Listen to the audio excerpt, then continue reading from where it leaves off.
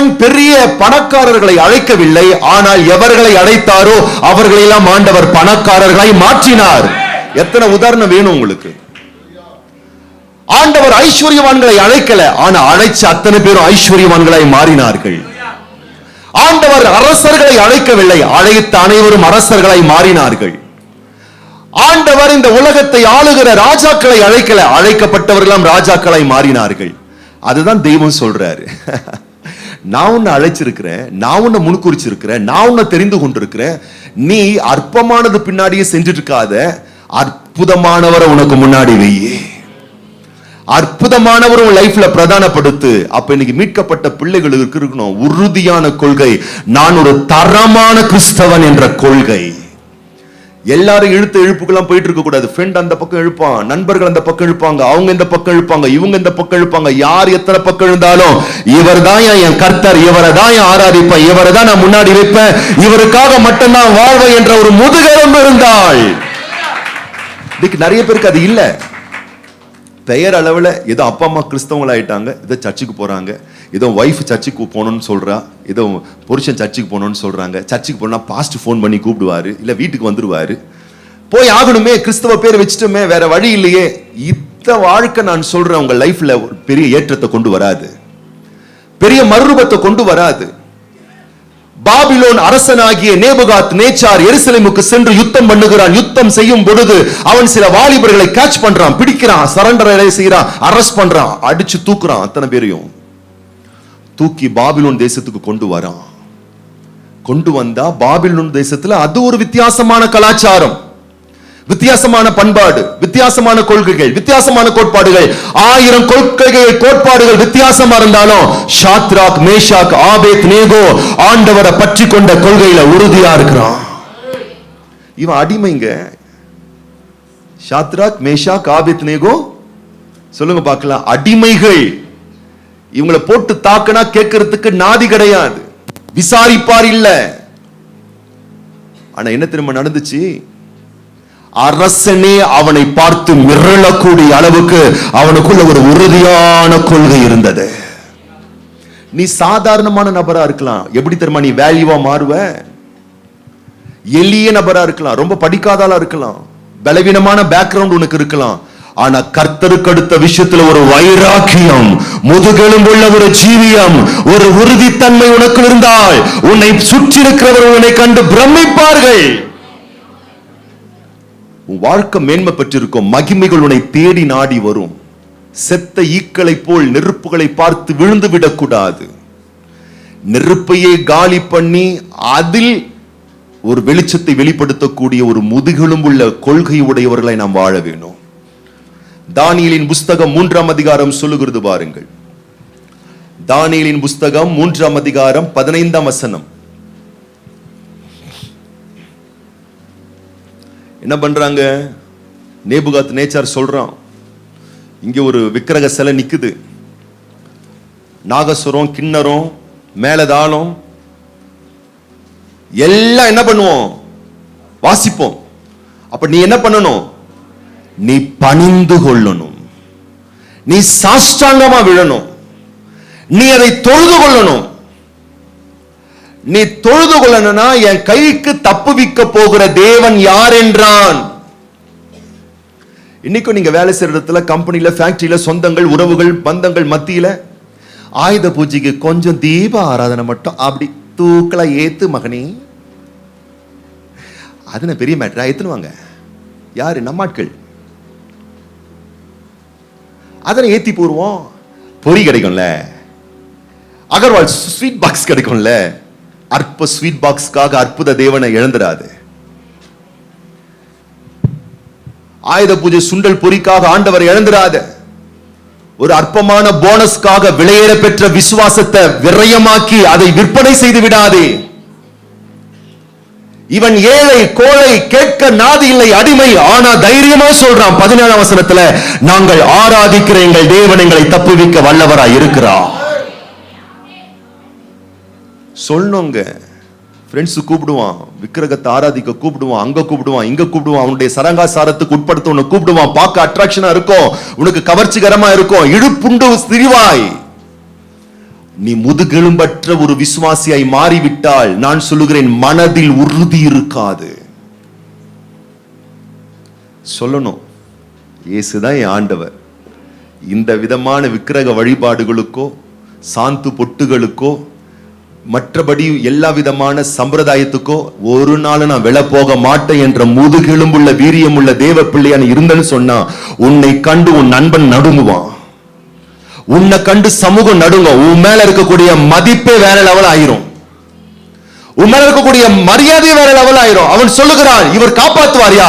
இவர் விடுவிக்காமற் போனாலும் நாங்கள் உம்முடைய தேவர்களுக்கு ஆராதனை செலுத்துவதும் இல்லை, நீர் நிறுத்தின பொற்சொலையை பணிந்து கொள்வதும் இல்லை என்று ராஜாவாகி உமக்கு தெரிந்திருக்க கடவுது. எவ்வளவு தில்லா பேசுறான் பத்தியா?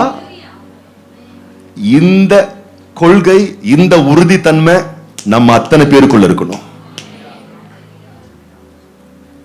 ஏதோ 4 காசு கொடுக்கறான், ஒரு ப்ரொமோஷனை கொடுக்கறான், ஒரு உதவியை கொடுக்கறான், ஏதோ ஒரு ஆசாபாச காரியங்கள் நடக்குது, எனக்கு கிடைக்குது என்றதுக்காக உன்னுடைய விலையேற பெற்ற ஜீவியத்தை விற்பனை செய்து விடாதே.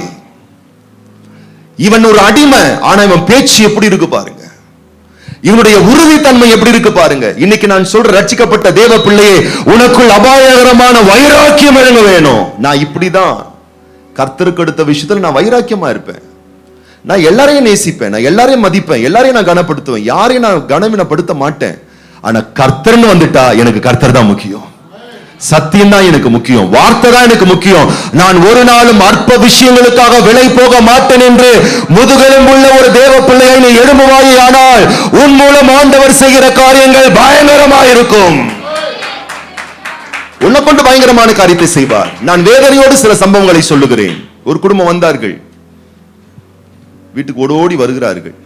புள்ள முடியலையா, புள்ள முடியலையா, பாப்பா 8 மாசமோ 1 வயசோ தெரியல, புள்ள முடியலையா, இடுப்பே கிராஸா தான் இருந்தது அந்த அம்மாக்கு. புள்ள முடியலையா, என்னமாச்சு? 1 வாரமா மசூதியில போய் மந்திரிக்கிறையா. அந்த அம்மா ஞானஸ்தானம் பெற்று ஒரு சபையில் அங்கமா இருக்கிற குடும்பம். இது எங்க போய் சொல்றது? 1 வாரமா மந்திரிக்கிறையா, மந்திரிச்சு ஓதுறாங்க ஓதுறாங்க ஓதுறாங்க, என் புள்ள சரியாவலையா. அப்புறம் தான் சைமன் பாஸ்டர் பத்தி கேள்விப்பட்டேன். இங்க ஓதெல்லாம் முடியாதுமா, ஓதுறாள் நாங்க இங்க இல்ல. முதுகெலும்பில்லாத விசுவாசிகள், சின்ன ஒரு சுகத்துக்காக, சின்ன ஒரு நன்மைக்காக, சின்ன ஒரு ஆசைக்காக, சின்ன ஒரு காரியம் நடக்க வேண்டும் என்பதற்காக தன் விலையேற பெற்ற ஆவிக்குரிய வைராக்கியமான வாழ்க்கையை விற்று போடுகிறவர்கள். தாழ விழ மாட்டேன், சடங்காச்சாரத்துக்கு ஒப்பு கொடுக்க மாட்டேன், ஜீவனே போனாலும் பரவாயில்ல. இவன் சொல்றானே, அடிமைகள் சொல்லுகிறார்களே, காப்பாத்தாம போனாலும் கர்த்தருக்கு முன்பதாக தான் பணிவோமே அல்லாமல் வேறு அந்நிய தெய்வத்துக்கு முன்னாடி நமஸ்கரிக்க மாட்டோம். இதுதான் வீரியமுள்ள கொள்கை, கோட்பாடு உள்ள ஒரு விசுவாச தேவ பிள்ளை. அந்த பிள்ளை வாழ்க்கையில் அப்பா இறங்கி வந்து கிரியை செய்வார். பிதாவாகிய தேவனுடைய வலது பாரிசத்திலே ஆண்டவராகிய இயேசு கிறிஸ்து அமர்ந்திருக்கிறார். சொல்லுங்க பார்க்கலாம், உட்கார்ந்துகிட்டு இருக்கார். அப்போஸ்தலர் நடபடிகளின் புஸ்தகத்திலே ஸ்தேவான் என்னும் மனிதன் இயேசு கிறிஸ்துவை குறித்து பகிரங்கமாக சுவிசேஷம் பிரசங்கிக்கிறான். இப்ப என்ன தெரியுமா அவனுக்கு வந்தது? எதிர்ப்பு வந்தது. எதிர்க்கிறவர்கள் பற்களை கடித்துக் கொள்ளுகிறார்கள். இவனை காலி பண்ணிடணும், ஆனாலும் நீ என்ன காலி பண்ணாலும் சரி, இவரை மட்டும் நான் உறுதியா பற்றிக் கொள்வேன், இவரை விட்டு நான் விலகவே மாட்டேன் என்ற உறுதியா இருந்தான். வசனம் சொல்லுகிறது, தேவனுடைய வலது பாரிசத்தில் உட்கார்ந்திருந்த தேவகுமாரன், அமர்ந்திருந்த தேவகுமாரன் எழுந்து நின்று அவனை ஆனர் பண்றாரு. நான் சொல்லட்டுமா, உன்னுடைய சக நண்பர்கள், சக சொந்தங்கள், உறவுகளுக்கு மத்தியில ஆண்டவர் தான் உயிருள்ள தேவனு சொல்லி நீ வைராக்கியமா மகிமைப்படுத்தி பாரு. பரலோகமே உனக்கு முன்பதாக எழுந்து நின்று உன்னை ஆனர் பண்ணும். பரலோகமே உனக்கு முன்னாடி எழுந்து நிற்கும். பரிசுத்த தெய்வமே, இது மாதிரி கரகோஷம் எழுப்பி மனுஷனுக்கு முன்னாடி நீ அவரை மகிமைப்படுத்துறதுனால தேவ தூதர்களுக்கு முன்பதாக, மனித அவதாரங்களுக்கு முன்பதாக உன்னை அவர் மகிமைப்படுத்துவார். அற்ப சுகங்களுக்காக, அற்ப ஆதாயங்களுக்காக அற்புத தேவனை விலை பேசி விற்று விடாதீர்கள். இவர் விலையேற பெற்ற தேவன். உன் வாழ்க்கைய வேல்யூவை மாத்துங்க. மற்றவர்கள் வாழ்கிற வாழ்க்கை போல மட்டமா வாழாதீங்க. தரமான விசுவாசியாய், ஆண்டவருக்காக வைராக்கியம் பாராட்டுகிற தேவ பிள்ளையாய் வாழ்ந்து பார். உன் லைஃப்ல ஆண்டவர் பயங்கரமான காரியங்களை செய்வார். ஒண்ணுமே இல்லைங்க, இந்த தானியேல் 3 அதிகாரம் முடியறதுக்குள்ள பாருங்க, எந்த ராஜா அவனை அழிக்க பார்த்தானோ, அக்னியில போட்டானோ, அதே ராஜாவே அவனை கொண்டு வந்து மாகாணத்துல உயர்த்தி வைக்கிறான். பிறர் சொல்லுவாங்க, இதை நீ பண்ணலன்னா உனக்கு ப்ரொமோஷன் கிடையாது சொல்லுவான். அவனுக்காக நான் உன்னுடைய வாழ்க்கை இழந்துடாது. ஆண்டவருக்காக வைராக்கியம் பாராட்டிப்பார். அற்ப காசுகளுக்காக உன் விலையேற பெற்ற விசுவாசத்தை வெத்துறாத, வைராக்கியம் பாராட்டிப்பார். பாருங்க என்னாச்சு 3:30. பின்பு ராஜா, எந்த ராஜா சவால் விட்டவன் அக்னியில தூக்கி போட்டான், அந்த ராஜா ஷாத்ராக், மேஷாக், ஆபேத், நேகோ என்பவர்களை பாபிலோன் தேசத்திலே உயர்த்தினான். 2 கைகளை உற்சாகமா தட்டி ஆண்டவரை மகிமைப்படுத்து.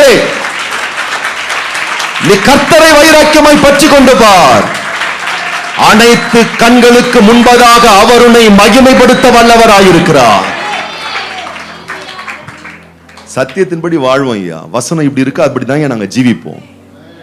ஃப்ரெண்ட்ஸா நேசிப்போம், சொந்தமா நேசிப்போம், மாமனா மச்சானா அண்ணனா எல்லாரும் நேசிப்போம். சத்தியத்துக்காக விலை போயிட மாட்டோம். அற்ப காரியங்களுக்காக, அற்ப தொகைகளுக்காக விலையேற பெற்ற வைராக்கியம் உள்ள ஜீவியத்தை விற்பனை செய்து விடக்கூடிய அளவுக்கு மட்டமானவர்கள் அல்ல நாங்கள். மகிமையான தேவனை ஆராதிக்கக்கூடிய வைராக்கியம் உள்ளவர்கள் நாங்கள். நீ வைராக்கியம் பாராட்டி பாரு, கர்த்தர் முன்பதாக வச்சு ஜீவனம் பண்ணி பாரு. ஒரு திருச்சபையில ஒரு குறிப்பிட்ட ஒரு நபர் ஆராதனை நேரத்துல மகிழ்ந்து ஆண்டவரை ஸ்தோத்திரம் பண்ணுவாராம். ஆமென் அல்லேலூயா உற்சாகமா பாடுவாராம். பின்னாடி ரோல உட்கார்ந்துட்டு இருக்கக்கூடிய ஒரு ஐஸ்வர்யவான், அவரும் விசுவாசி தான், இவரும் விசுவாசி தான், யாரும் விச ஊசி இல்லை, எல்லாரும் விசுவாசி தான். அவர் என்ன பண்ணாரா, இந்த நபரை பார்த்து, உற்சாகமா இருக்கிற நபரை பார்த்து, சர்ச்சு முடிஞ்ச உடனே வெளியே போகும்போது, இங்க பார், உனக்கு காலில் போறதுக்கு செருப்பு இல்லை, அடுத்த வேலை சாப்பிட்றதுக்கு வக்கு இல்லை, நான் முன்னாடி போய் உட்காந்துக்கணும், எப்ப பார்த்தாலும் அல்லேலூயா ஆமென் போட்டுனுக்கிறேன், எப்ப பார்த்தாலும் சோத்திரம் பண்ணினுக்கிறேன், ஒரே டார்ச்சர் பண்ற, ஆராதனையில ரொம்ப டிஸ்டர்பன்ஸ் பண்ணிட்டு இருக்க. இங்க பார், அடுத்த வாரத்திலிருந்து வாயை திறந்து உன் வாயிலிருந்து ஆத்திரம் சோத்திரம் வரக்கூடாது, ஆமீன் அல்லேலூயா வரக்கூடாது. அமைதியா போய் ஆராதிச்சு டீசென்ட்டா வெளியே வரும். வந்தினா மாசம் மாசம் இவ்வளவு பணம் நான் உனக்கு தரேன், புது ட்ரெஸ் தரேன், புது ஷூ வாங்கி தரேன், வண்டி வாங்கி தருவேன், ஓகேவா? சரிங்கய்யா,